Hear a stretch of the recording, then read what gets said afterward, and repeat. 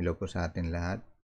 Magbibigay lang po ako ng mga ilang explanation po regarding dun sa maraming queries. Marami ako na-receive ng mga tanong. Bakit maraming schools daw yung nag-decrease yung kanilang allocation dun sa MOE under dun sa ating 2021 National Expenditure Program, yung NEP natin.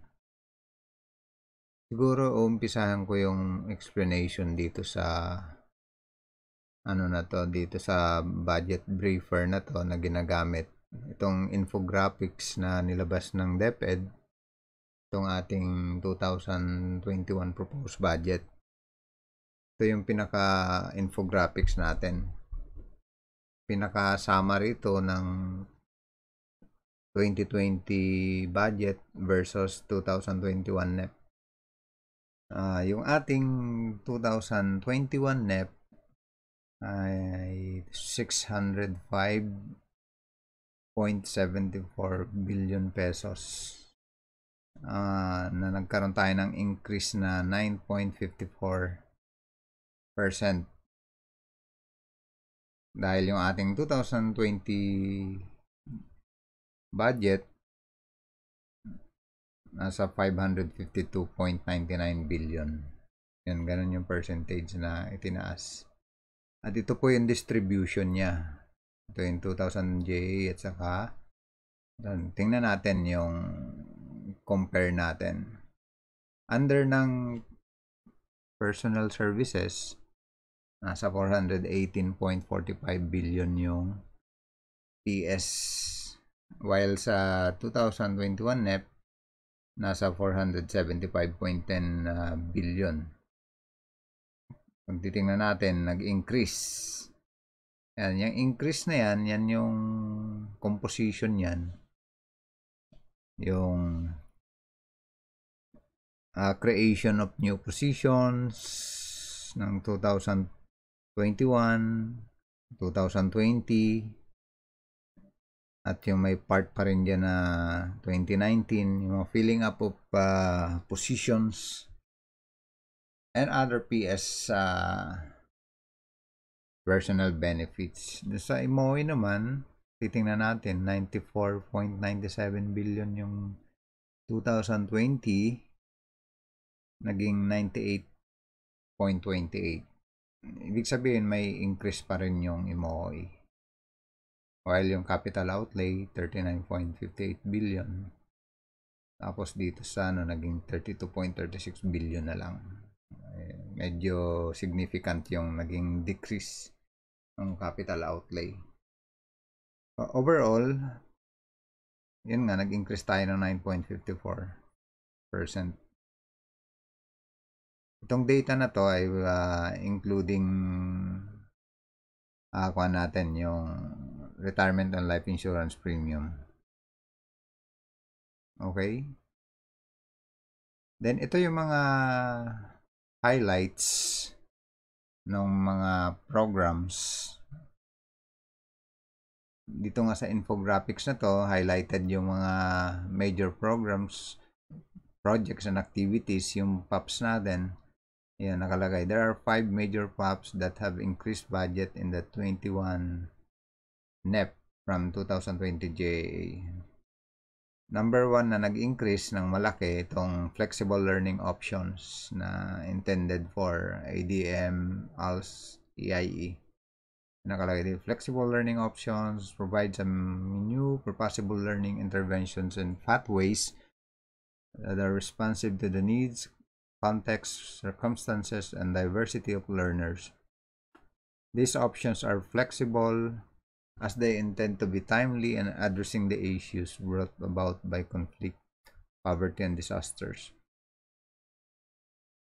Plus, cover existing programs under yung ALS, Alternative Learning System, ADM, Alternative Delivery Mode, and Education in Emergencies. Yan yung flexible learning options. Dito, under ng 2020 JAA, mayroon lamang po siyang 601 million. Pero pagdating sa NEP 2021, naging 15.22 billion yung inapprove. O, ganyan yung 2,433.31% yung increase niya. Napakalaki, di ba? From 601 million, naging 15.22 billion. O, yan yung isang PAP na nag-increase. Then, another PAP, new school personal positions, yan, for teaching to, na yung 1.27 billion dito, ito yung for creation of positions lang to, na 10,000 positions. Then yung 2.43 billion na 10,000 positions din ang na-consider. Pero sa proposed budget natin, nasa 78,947 positions yung kailangan nating teachers. O yan yung composition. New school positions, previously called the creation of filling of teaching and non-teaching positions. This program focuses on teaching items. This aims to address the need to hire competent teachers in the implementation of the K-12 program in public elementary, secondary schools, and learning centers that shall contribute to the development of lifelong learners. O yan yung new school person position. Kanina nabanggit ko yan yung isang malaking portion ng increase ng PS. DepEd Computerization Program, merong increase dito. By the way, yung new school personal position, yung budget talaga nito nasa 15 billion yan. 15 billion. Ang nilagay lang dito sa infographics yung creation of positions ng 2021. Pero pag titingnan natin yan, yung kabuang budget ng new school personal position, nasa 15 billion pesos po yung budget niyan. Kaya nga yung proposed budget dito 16 billion. Kaya pag titingnan natin yung figures talaga dun sa for DepEd, yan, nasa 15 billion pesos po yan. Yung ating isang major program, computerization program, from 4.82 naging 9 billion siya. Okay, ito yung mga packages na kukuhan noong 2020, then 2021. Aware naman na tayo kung ano yung mga computerization program na yan. Yung Madrasa Education, nag-increase din siya ng 1.80. From 341, naging 347. Jokan lang. Light lang yung increase niya. Okay, hindi ko na-explain yung mga definition nito kasi ang goal natin yung explanation ng ang composition nga pala niyan, like ito, MOE yan, MOE. Nag-increase yung MOE. May portion din ang computerization program na MOE kasi meron yung capital outlay in MOE. Itong new school personal positions, meron din yung MOE for cash allowance of new teachers. Ito, MOE lahat ito, yung flexible learning options. Okay, balik ako sa madrasa, MOE rin yan. Learning tools and equipment. Yan, ito yung para sa science and mathematics equipment and textbook. Sa mga textbook. Yan, nag-increase din naman siya. Meron din part dito na MOE sa learning tools and equipment. Under ng textbooks and other instructional materials, ito yung textbooks talaga na binibili para sa ating mga bata. Wala talaga siyang increase pero yung budget level niya ng 2020, the same lang ng NEP 2021. Textbooks. Okay, dito naman tayo sa nag-decrease. Yung mga bumaba ang budget.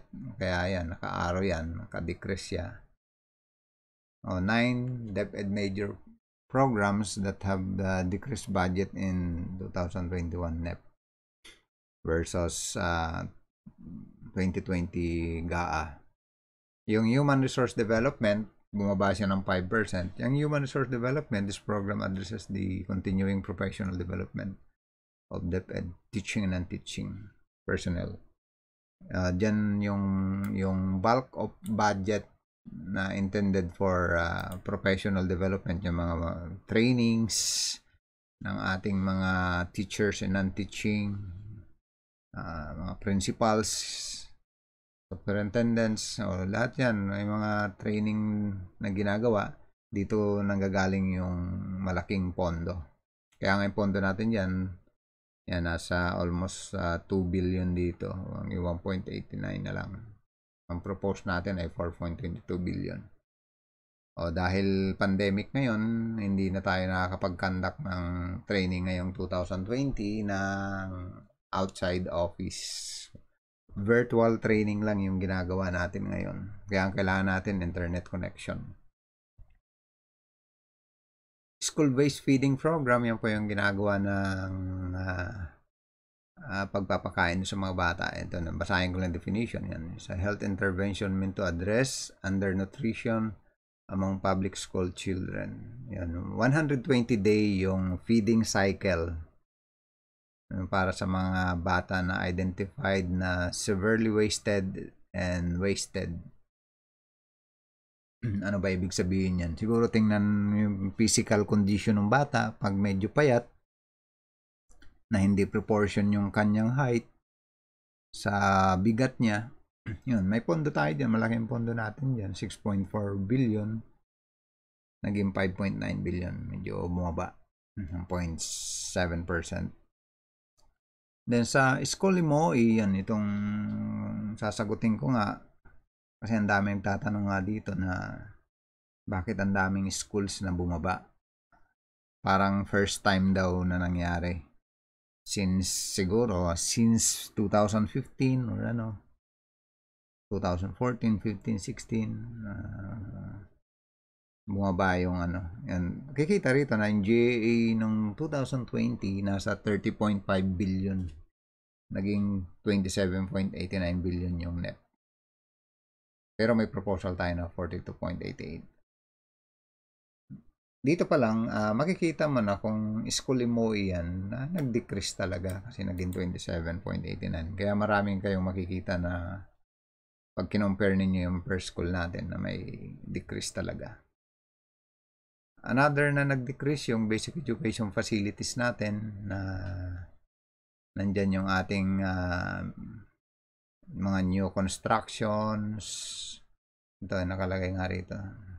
School building program natin. Yung school furnitures, nandyan, electrification, repair, rehabilitation of classrooms. Hindi ko na gaano i-elaborate yan kasi kung naman yan. Alam na rin natin. Yung government assistance and subsidies, bumaba din. Yan, dating gas pay ang tawag dyan. Na yan yung ginagamit natin pambayad sa senior high school voucher program. At saka yun sa education scheme, yun? ESC. Yan yung diyan ang gagaling yung pondo. Yan, tama yan. ESC program, yan. Dun sa voucher program ng mga private na binabayaran, private schools. Kung may mga bata ron na nag-aral, binabayaran natin yung mga schools na yon. Ganon din sa mga non-DepEd, mga states universities na nag-o-offer ng senior high school program. At yung mga joint delivery program. Last mile schools, bumaba din. Ito yung bagong programa ng DepEd ng last mile schools. Ang intention niya focuses on the provision, replacement of new classroom.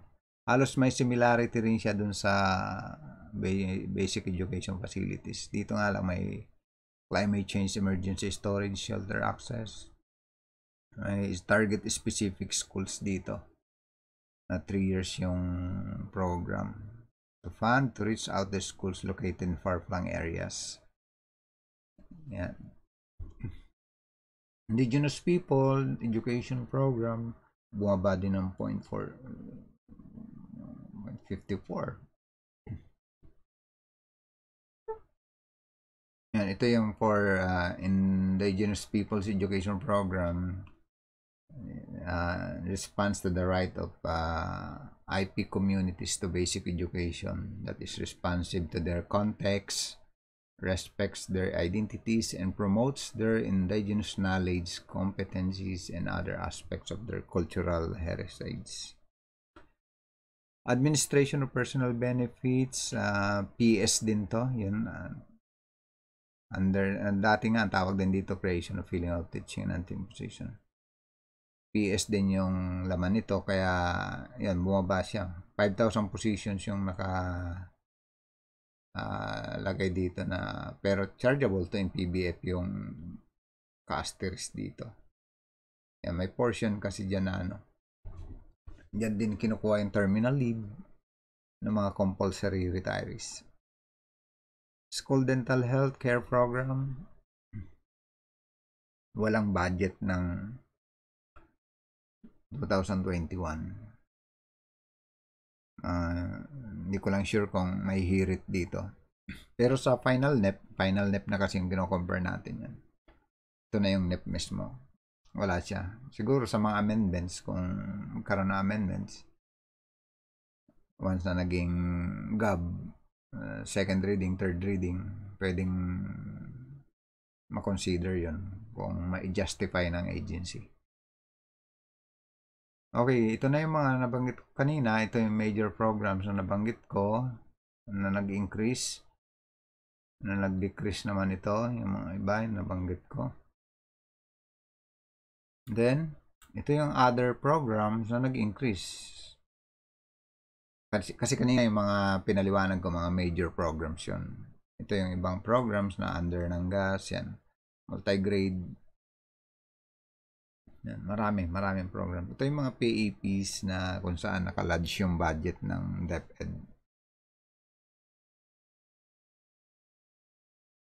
Medical examination, mapansin nyo, walang budget for 2021 NEP. No, yan yung yung 500 pesos na meron tayo ngayong 2020 na i-download natin na 500 pesos for each teacher. Ewan ko kung nag-submit dito ng hirit para sa 2021. Para sa 2021 magkaroon ulit ng for medical examination ng mga teachers. Yung karaniwan dito mga central office na itong PAP na to. At ito naman yung mga nag-decrease, mga ibang PAPs nga. Yan. Ang daming PAP. Quick Response Fund. Yan. Cash Allowance. Hindi ko na-explain yan. Basta yan yung, kasi nasa infographics naman natin to. Ito ang kwan dito. Bakit nawala yung World Teachers Day na 900 million? Wala sa 2021. Dapat yearly na yan yung World Teachers Day. Siguro magkakaroon dyan ng mga reallocation. At dito, may portion dito na additional budget granted by DBM lodged in unprogrammed appropriations. Mayroong portion na para dun sa electrification na 3.8 billion. Sa last mile schools may 6.5 billion. At mayroon pang additional flexible learning options na 5 billion. MOE. At dun sa voucher program for private senior high school. May naka-allocate para dun sa kanila. Subject to the condition of special provision. Yan, hindi to kaagad na-release. Pag unprogrammed appropriation, merong criteria yan.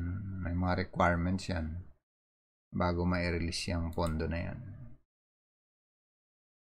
Ewan ko lang kung parang dumadaan ka sa butas ng karayom. Hindi naman siguro.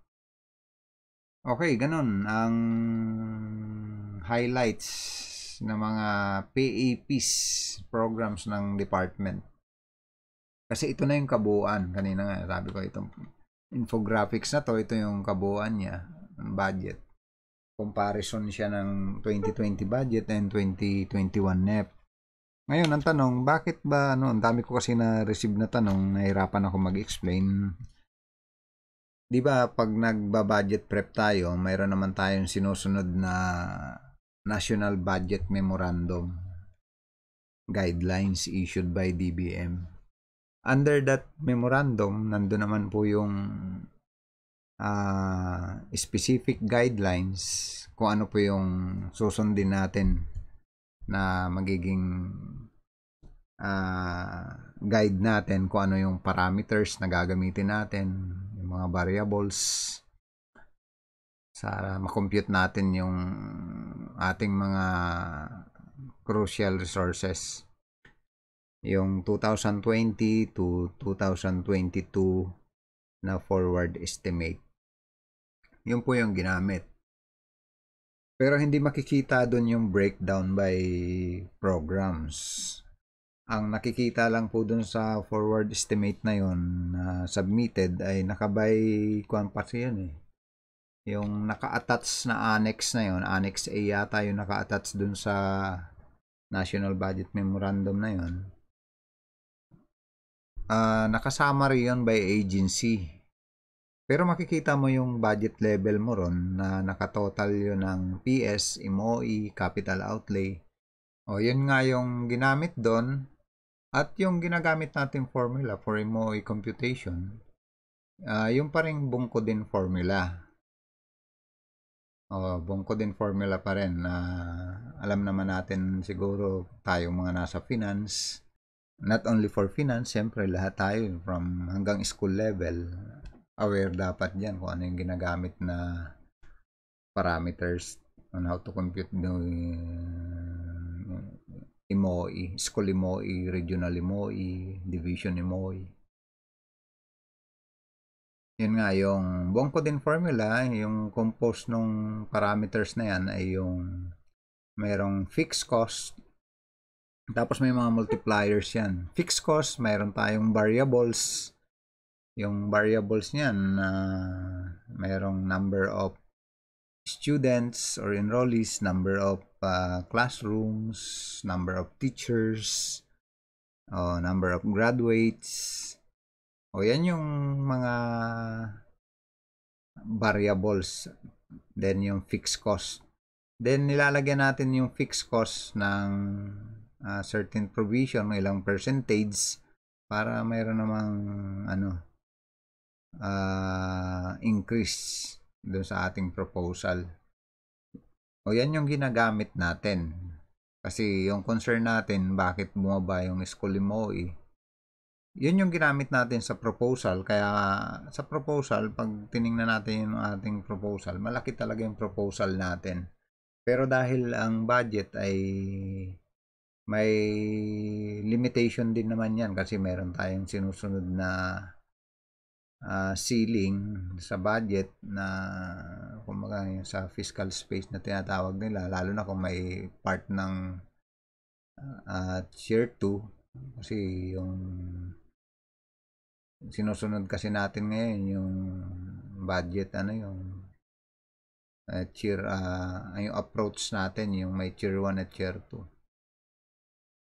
ang ginagawa natin. Kaya ang na-consider natin dyan sa NEP 2021 yung tier 1 nung forward estimate. Tier 1 lang kaya ang mangyayari dyan pag tier 1 lang yung na-consider na kuha natin pinaka-ceiling, medyo mababa yun kasi kung na-approve yung tier 2 natin, hindi kasama yung tier 2. Parang ganun po yung impact doon. Tapos sa computation natin, nag-adjust din ang enrollment dyan. Kasi doon sa enrollment kasi na ginagamit natin yan, medyo late yon. Pero dahil maraming mga new schools at maraming possible na hindi nakapag-encode ng tamang enrollment sa LIS, nag-adjust ng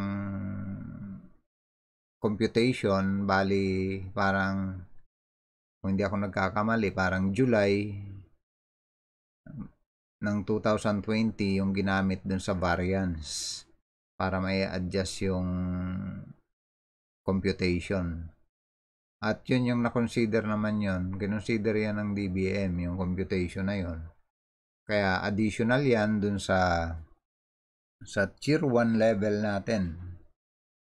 Pero sa overall pa rin, syempre, makikita natin dito sa infographics na to na nag-decrease talaga yung MOE. At kayo, pag kino-compare nyo na ngayon yung per school, meron talagang napakaraming nag-decrease. Lalong-lalo na dun sa elementary schools. Kasi nandun yung malaking amount. Parang pag i-compare mo yung totality, billion of pesos yung almost 1.5 o 1.7 billion yata yung nag-decrease. Pero sa junior high school, mababa lang naman, mga nasa 700 plus million yung nag-decrease. At sa senior high school din, meron ding decrease. O, ang tanong, pero sa overall, titingnan natin, nag-increase pa rin po tayo sa MOE. Bakit po ba hindi sa school na ilagay yung budget? Kung mapapansin natin, itong item na to,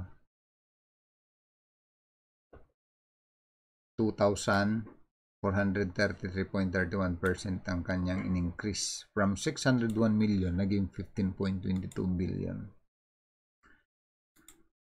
Ito po yung malaking dahilan dyan dahil nagkaroon tayo ng COVID-19, nasa pandemic tayo ngayon. Nagbago po yung natin. Yung kumbaga yung galaw ng lahat ng tao, lahat ng establishment, nabago yung ating normal na ginagawa. Kaya nga new normal tayo kung tawagin.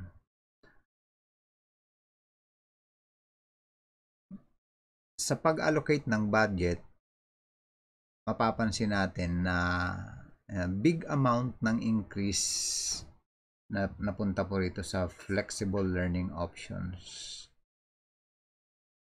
Na instead na yung 15 billion na increase ay nandun po sa per school, dito inilagay sa flexible learning options na program. Kasi mas magiging flexible dito. Nilagyan ng bahay. Kasi ang purpose niyan, kasi 2021 yung pinag-uusapan natin. Pero ngayong 2020, ngayon, ano ba ang pangyayari ngayon? Nagkaroon tayo ng Bayanihan Act na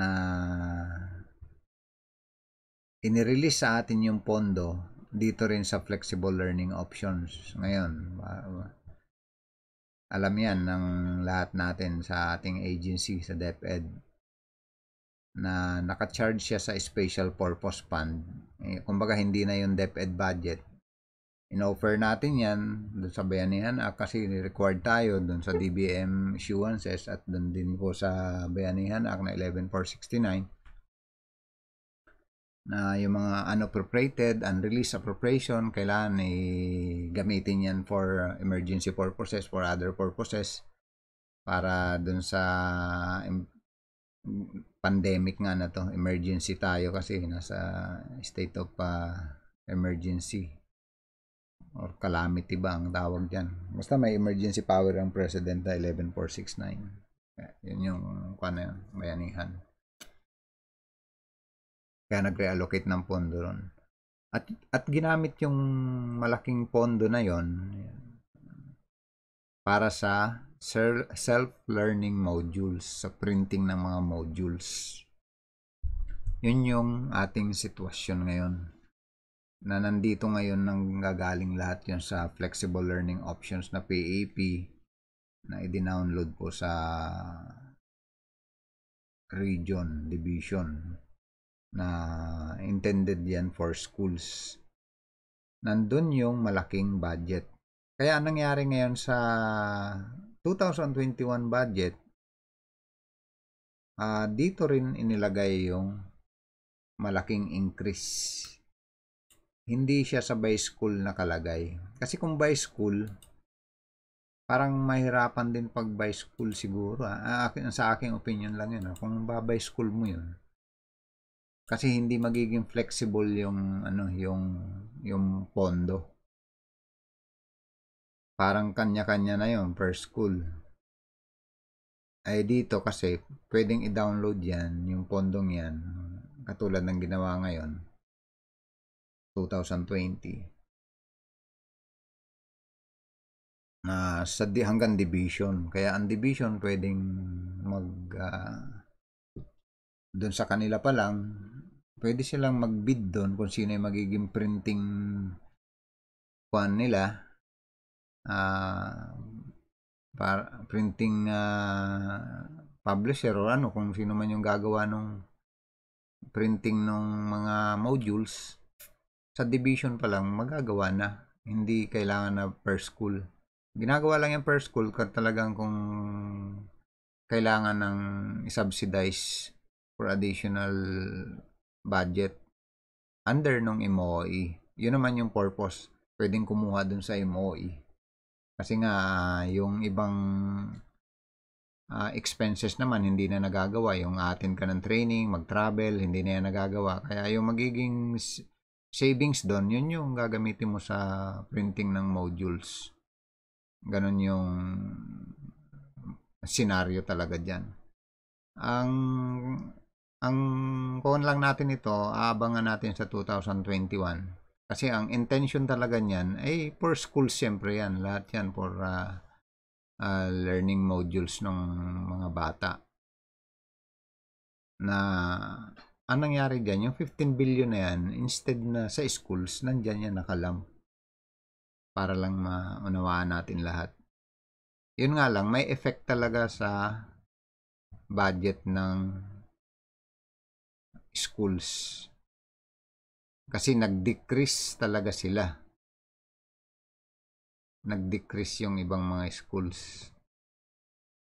Ano yung magiging effect niyan dun sa mga succeeding years ng budget nila?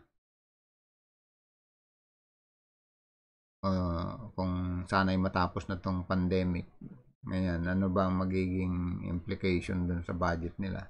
Kasi kung din yan parang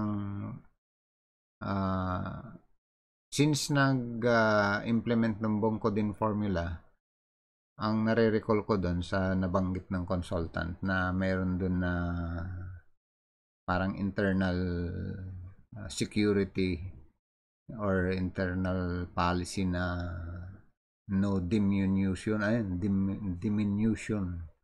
Kumbaga, walang bababa sana sa school na budget. Parang yun yung nare-recall ko dun sa consultant ng Bongko din formula ng unang ma-implement yan sa DepEd. Kaya ang kwan yan, laging may condition na whichever is higher, yun yung i-consider para yung mga secondary schools na nakareflect sa GAA yung mga school, hindi yan nakikita na nagdi-decrease. Nami-maintain lang nila yung previous year budget.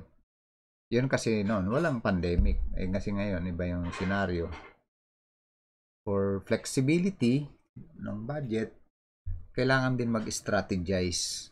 Kumbaga, hindi ka naman nagdi-deviate dun sa existing policies, kundi gumagawa ka ng paraan dahil ito yung new normal natin. Na mas magiging flexible yung budget, mas maganda yung magiging decision making ng management ng DepEd. At madaling i-monitor yung programa. Yan, madaling mag-facilitate ng releases, monitoring, Kasi kailangan natin ng reporting dito kasi yun yung requirement. Then may regular reporting. Okay, yan yung explanation ko sa MOE. Kasi nga medyo ang hirap i-explain. Ang daming nagtatanong. Minsan sagot ko na lang, hindi ko alam kasi iba yung approach kasi diyan, medyo mahirap. Hindi kasi straightforward na pag sinabi mong Bongkodin formula, purely Bongkodin formula, hindi ganoon yung ginagawa siyempre. Mayroong sa part ng agency ng DepEd, tapos mayroon ding ibang part na ginagawa sa part ng DBM din kung paano ang allocation ng budget. Pero overall, lahat yan na-consider, in-approve po ng DBM yung ating proposal. At meron pa nga tayong budget doon sa unprogrammed funds. Yan, i-approve din yan once na i-submit natin yung documentation doon, yung unprogrammed na yun. May mga requirements lang naman na dapat i-comply doon. Karagdagang budget din po yung naka-unprogram. Kumbaga, standby din lang. Kagandahan dito, talagang approve din ng DBM yung ating, gaya nito, 15 billion. Ganyan malapit din yung ating sa proposal para sa school MOE. Hindi nga lang inilagay ng per school, kaya nagkaroon talaga ng mga decreases, bumaba yung mga ibang schools budget nila pag nagtingin tayo sa per school. Okay, sana malinaw yung aking pagkaka-explain. Ginamit ko na lang tong infographics kasi napakaganda nitong ginawang infographics dahil nandito yung comparison ng 2020 at 2021 NEP budget. Okay, thank you po.